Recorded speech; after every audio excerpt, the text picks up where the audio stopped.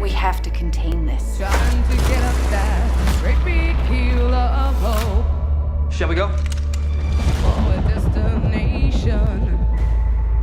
Into a crisis of times when I'm lying in bed. This is cool. In my I didn't feel it. What were Umbrella doing here? This is cool. We are really getting old, you guys. We should split up. Well, I'm out, guys. This is what's cool now. I think I'm done. I no longer have any connection to this world. I'm gonna go home and kill myself. Goodbye, friends. Well, I went to go see the movie, guys, and I don't know that there's anything I can tell you that you don't already know. I mean, this was a bad movie.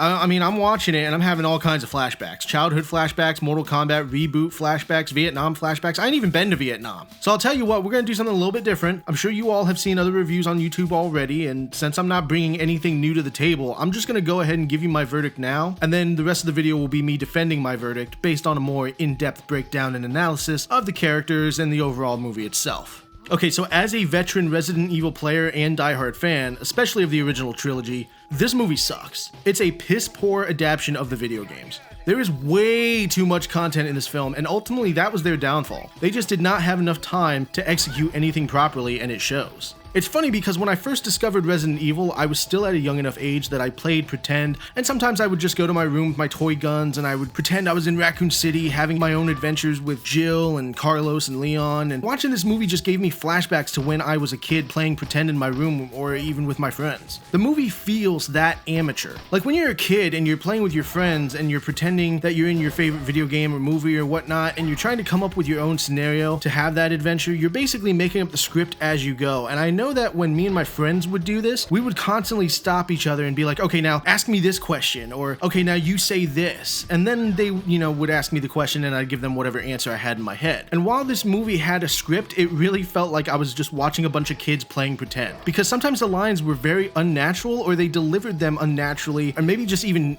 they came off as cheesy, but overall it was very amateur. The absolute perfect example that I can think of off the top of my head for this was when Leon and Claire share a moment in the jail cell after Ben's death. Leon asks Claire how she became so efficient with weapons, and then Claire replies. Then Leon comes back with, well, I bet you're wondering how I became a cop. And naturally, Claire says yeah, which is bullshit, by the way. Nobody gives a fuck, Leon. Nobody cares why you became a cop, you dizzy bitch. But it was his delivery of that line. It's just so unnatural that it just took me back to when I was a kid telling my friends what to say when we were coming up with our own scenarios. Now, I will admit, I will give credit when credit's due. Resident Evil Welcome to Raccoon City was a better movie than I thought it was going to be. Still a horrible video game adaptation, and you guys can say what you want, just because it had more accurate looking set pieces and costumes from the game doesn't make it a faithful adaptation. When the movie can take a single storyline from the game and accurately bring it to life on the silver screen, then we can start throwing the words faithful and adaptation around in the same sentence, because without a solid story, those costumes and set pieces mean dick. Now, I can't say what made it better than what I thought it was going to be, but I just remember not being angry or bored or constantly throwing my arms up in the theater comparing scenes, from the movie to the games like I have with other things. I actually sat through the movie and kind of enjoyed myself while I was watching it. And truthfully, I think I would actually pay to see it again, but anything after 2 viewings is just unnecessary. It's like when you have sex with somebody you probably shouldn't, but it's the only sex you've had in a while, and compared to what you used to have, it's not that bad once you get past all the shame. And I guess if I had to sum this movie up into one sentence, it's probably the best straight-to-DVD movie that I've ever seen in theaters. Alright, now let's take a look at the characters, and I'll give you my honest thoughts on how well they were portrayed by the actors.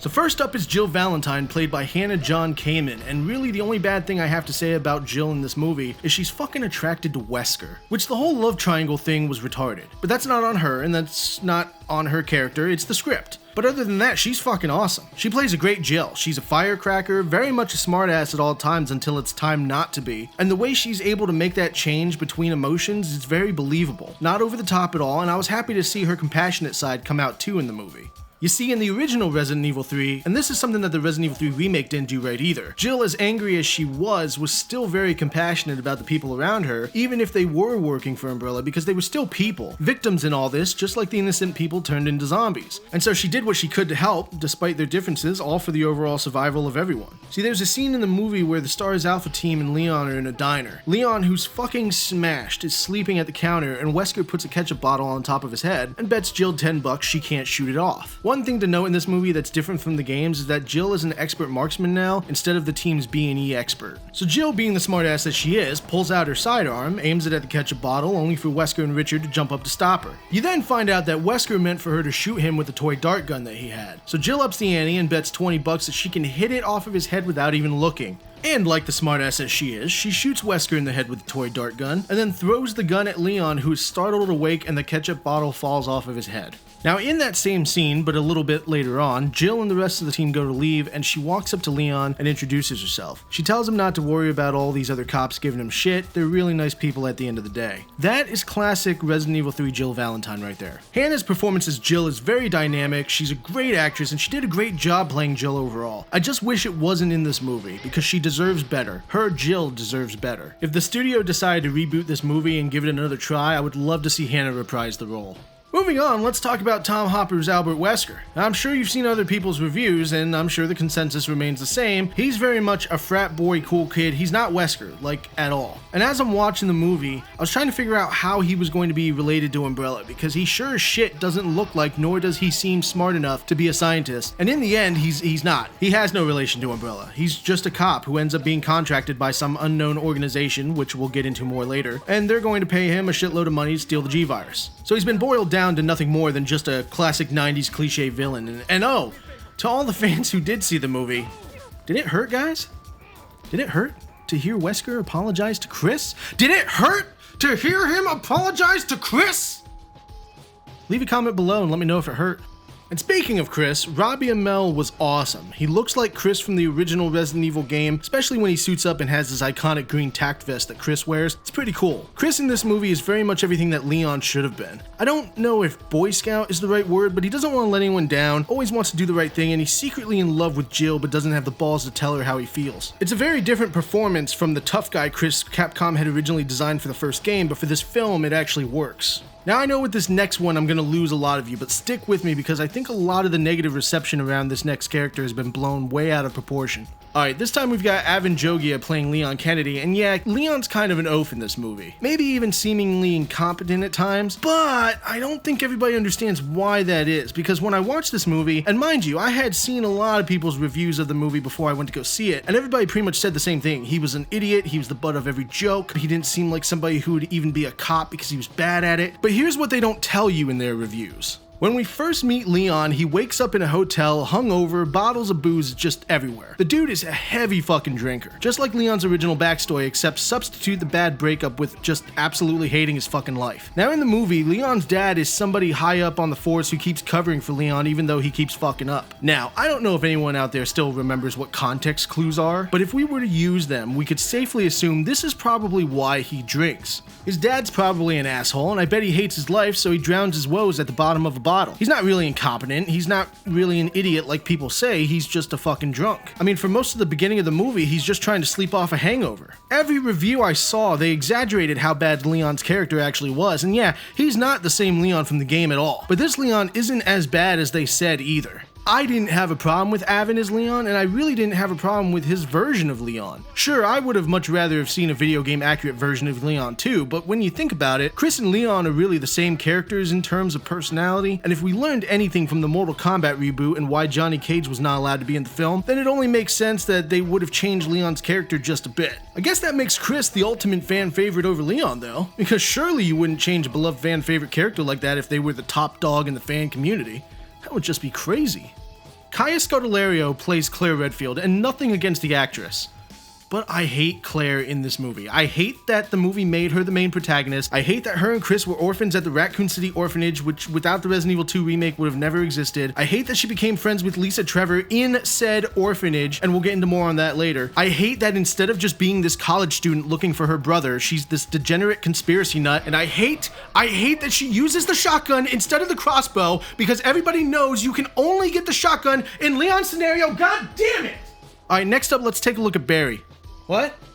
Oh wait, sorry, we don't know where Barry is. Moving along, we've got Neil McDonough who plays William Birkin, Jeanette Porter who plays Annette, although you'd never know that because out of everybody who's introduced themselves in this movie with their full names, Annette doesn't even get a name drop. Then we have Holly DeBarros, who plays Sherry. So full disclosure, the only important person out of these three people is William Birkin. Annette and Sherry don't do anything. They are literally just thrown in because fan service. Annette is basically the stay-at-home housewife, I assume, because you only ever see her for like 5 minutes, and I guess there wasn't a lot of character development in the 90s. I don't even know why Sherry's in this movie, because she's not integral to the plot. William doesn't ever need to reproduce with Sherry, and she never meets up with Claire until everybody's on the train at the very end of the movie, so what the fuck? Now my boy Neil McDonough, I thought killed it as Birkin. It's so funny because there were times in the flashback sequences that I thought he just did not look like William Birkin with that wig. It just was not working for him. But then there was a couple of shots where he turns his head just right and bruh, he looked like William Birkin straight from the original Resident Evil 2 video game. It was crazy. I really liked Neil's performance in this. He could have been a little bit more paranoid about people coming to steal his work,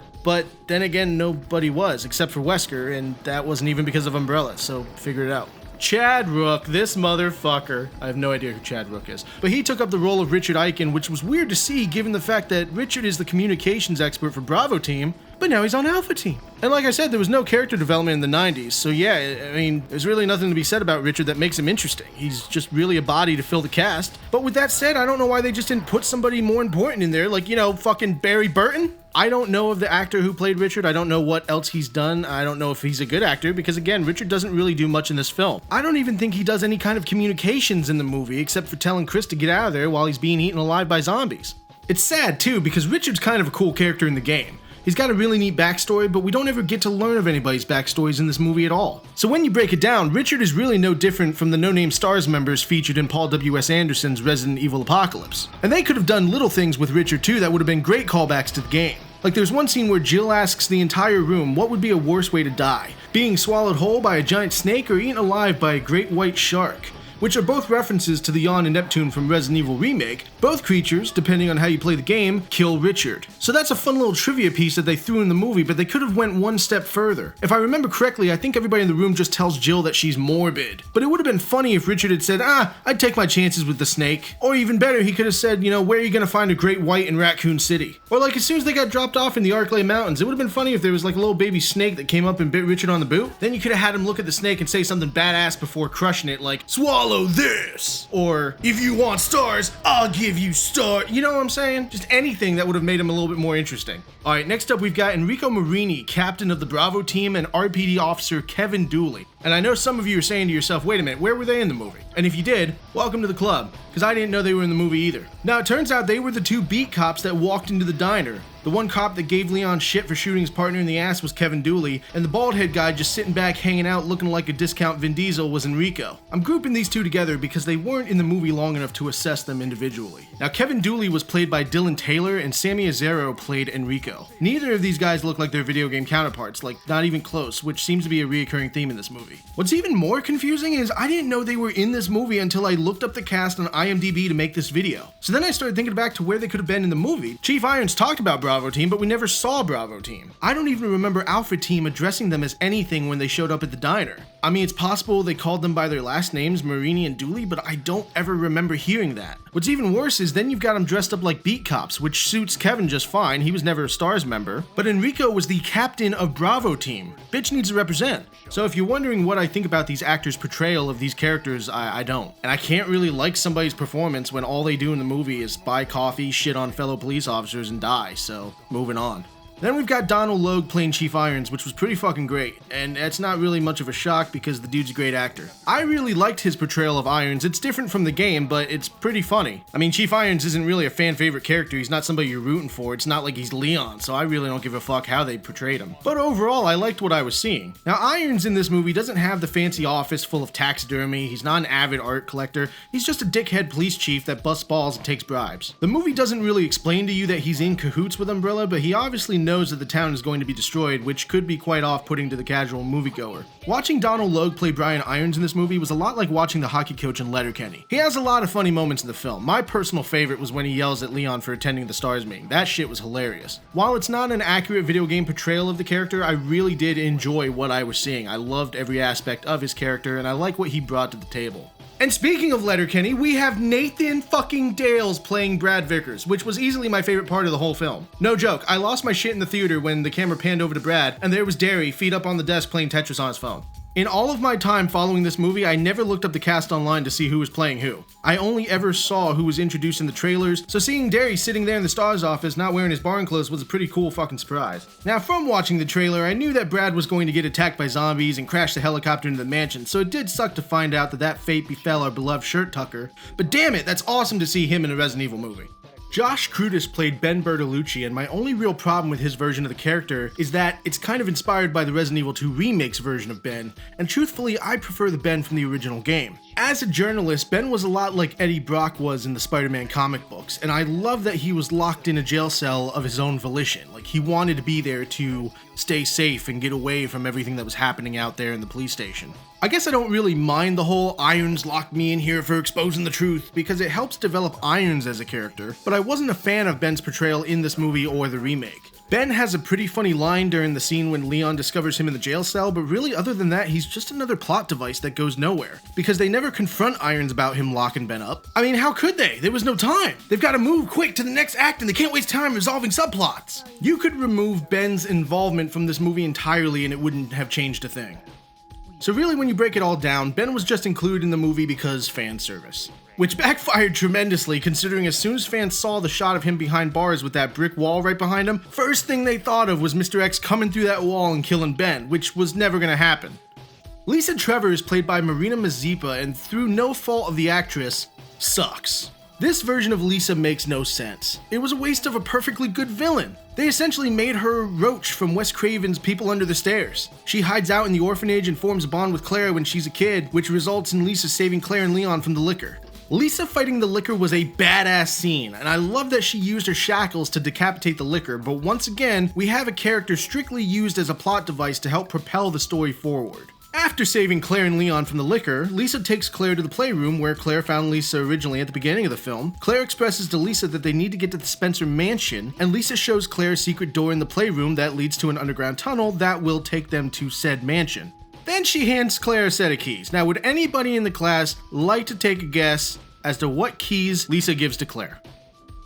She gives her the keys you find in Resident Evil 2, which unlocked rooms in the police station. They don't belong here, but they threw them in the movie right here where they don't belong, and who cares? As long as they're in the movie, it's better than not having them, and as long as the fans see something that's related to the games, they're gonna love this movie, so. The secret door, once unlocked, exposes an elevator which takes Leon and Claire down to the basement. As the door closes, Lisa leaves Claire with one final word. Friend. Which really just made me hate Claire even more. This poor monster creature thinks of you as a friend and saves your ass just so you can fucking leave her there and let her get destroyed along with the rest of Raccoon City. You don't leave friends behind, Claire. Go on without me. Just go. A good soldier never leaves a man behind.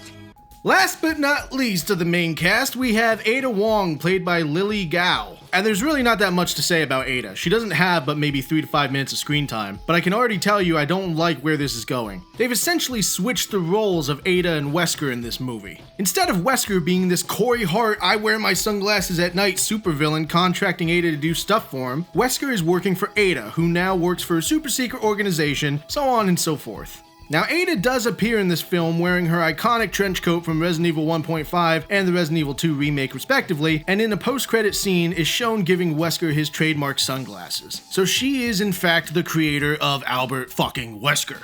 It's sad because you could have done so much more with Ada, just as you could have with every other character, but you save her for a post-credit scene where literally all she's doing is delivering fan service. I can't really give you my thoughts on her portrayal because there wasn't enough screen time. I didn't get to see her do shit other than give Wesker his glasses. She did dodge his questions though, just like Ada does in the game. That was pretty on point.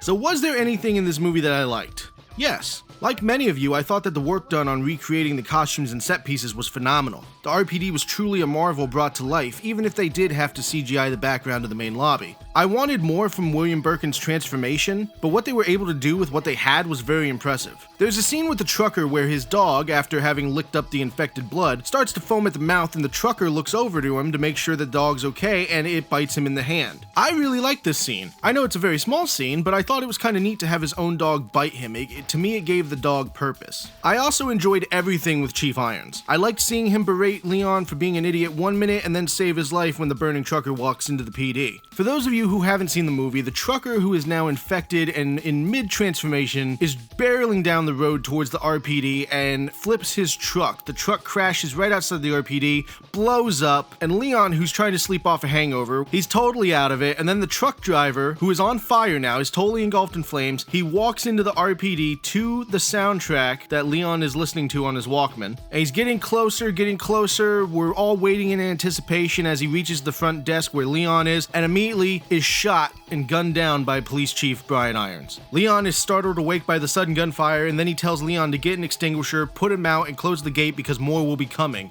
It was moments like these little moments in the movie that led on that he knew something about what was going on, but only gave you enough to form your own conclusion about Irons, especially if you hadn't played the game. Now, I know a lot of people are divided on this next one, but Chris fighting the horde of zombies in the mansion was awesome. Easily the best part of the movie for me. And I know a lot of people didn't like it, more or less for the muzzle flash effect that they used because it limits what we're able to see, but I thought it worked really well and it helped build up the tension. See, this movie needed to be a horror movie, and as the late great Alfred Hitchcock once said, there is no terror in the bang, only in the anticipation of it. See, I'm sure we've all wondered at some point or another whether or not we could survive the events of Resident Evil, and I'm sure that every time we've ever thought about this, it was in a brightly lit mansion where we could see everything in front of us. But when you think about it, being in Chris's position, having no light at all, relying solely on sound, and the zombies grabbing you in the dark to know where they are, that would be fucking terrifying. You see, that whole section of the movie was Resident Evil at its core. And I gotta say, the zombies in this movie were pretty cool too. I've been seeing a lot of reviews lately where a lot of people were disappointed with the zombies. They didn't look like zombies, they just weren't what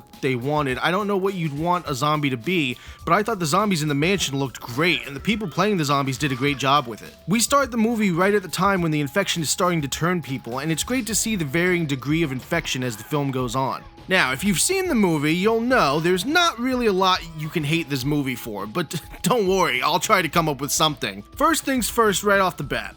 That stupid cutaway to the clock that shows what time it is in the film. They literally pulled that from the Resident Evil 3 remake trailer, and it is retarded. Yes, you could argue that it provides the audience with a time frame, and with the city being destroyed at 6 a.m., being able to watch the clock get closer and closer to 6 a.m. adds to the tension. But why do you need to do that? Why do you need to show the audience what time it is when you can just go fuck yourself? It's literally seconds of wasted film that could have been better used to flesh out other scenes. I hate the whole Raccoon City is a poor hick mountain town and Umbrella is opening a newer facility somewhere else, so now them pulling out of Raccoon City has financially devastated the town and only poor people live there. That whole premise is stupid. Raccoon City was a thriving city with or without Umbrella, and Umbrella had a cozy nest egg there in Raccoon City, so why pull out to go set up shop somewhere else? They literally had multiple headquarters in the game and never had to give up one area for another. Fucking Umbrella owned every property on the Monopoly board. And I guess if you were going to go that route, then scrap the accidental outbreak premise and make it intentional. And that brings up another issue I had, was the lack of Umbrella being around and doing devious shit behind the scenes. The only Umbrella presence in the film is William Birkin.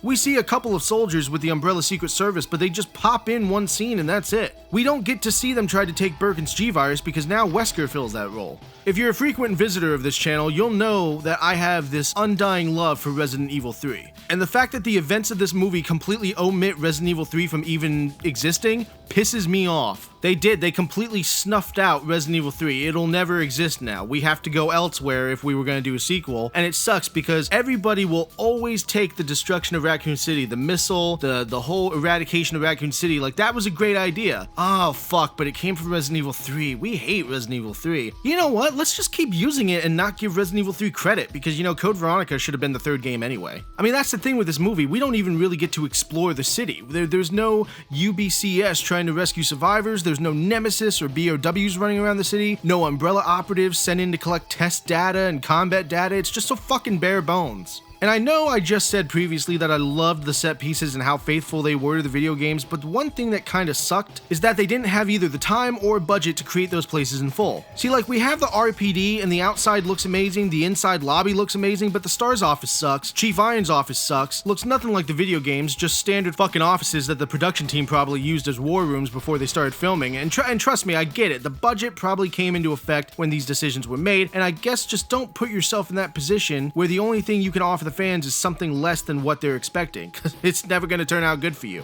If you can't recreate the entire police station, then stick to your strengths. Create a reason in the movie to have the STARS team go and meet Irons in the main lobby and go over the mission briefing there. That way you'll never break the immersion by introducing other rooms and set pieces that aren't straight out of the game. And sure, people would have complained that they didn't get to see enough of the station, but what little they did get to see would have been kick-ass, and there was nothing else there to ruin or taint that perception. Look, I could go on forever, but I'm really not saying anything different from any other YouTuber. Everybody hates the movie. It was a total miss in terms of successfully rebooting the series. Clearly, Paul W.S. Anderson's first two movies are far superior, and that's just the sad truth of it all. So here's to another reboot, because I can't see this one getting a sequel. Hopefully they get it right next time, and I'd love to know your thoughts on the movie, so leave a comment below, tell me what you thought, and don't forget to like the video if you enjoyed it, and be sure to subscribe to the channel so you don't miss any future content. For more video game entertainment, news, and more, keep it locked right here at GameSomniac. Bye-bye!